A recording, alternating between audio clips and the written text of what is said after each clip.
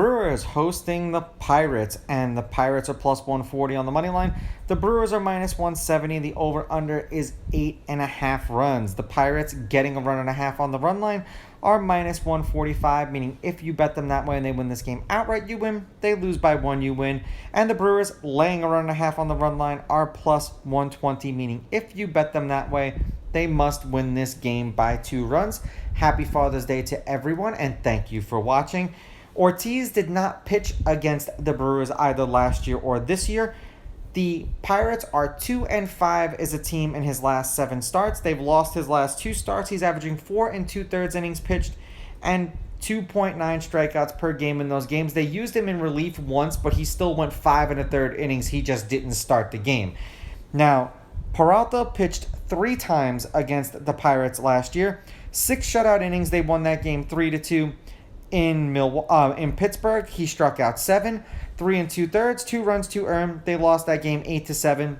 That was in Pittsburgh. The first game, both of those games were in Pittsburgh.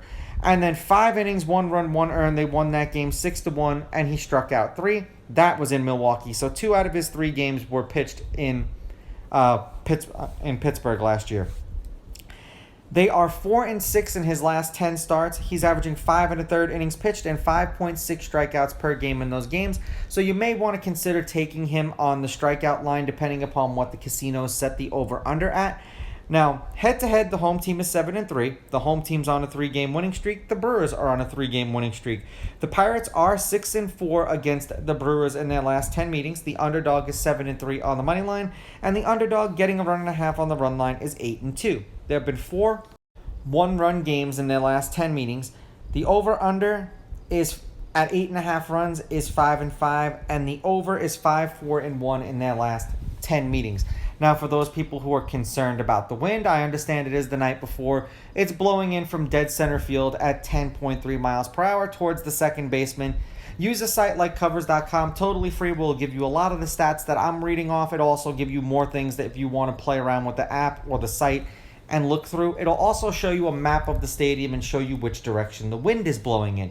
Now, head-to-head, the games that they've played against each other this year, the Brewers won 5-4 and the Brewers won 5-0. In their last handful of games overall, the Pirates have dropped their last 5. They are 2-8 in their last 10, and the over is 7-3 in their last 10. 16 runs, 9 runs, 9 runs, 5 runs. 6 runs and a loss, 2 runs and a loss, 4 runs and a loss, shutout and a loss. For the Brewers, they've won their last 2. They're 2-2 in their last 4 and 4-6 in their last 10. The under is 5-4-1 in their last 10 games. 12 runs, 6 runs, 9 runs, 5 runs. 5 runs and a loss, 2 runs and a loss, 5 runs and a win, 5 runs in a win. I'm going to take the Brewers with the money line. I'm going to take the Brewers laying the runs, and I'm going to go under in this game.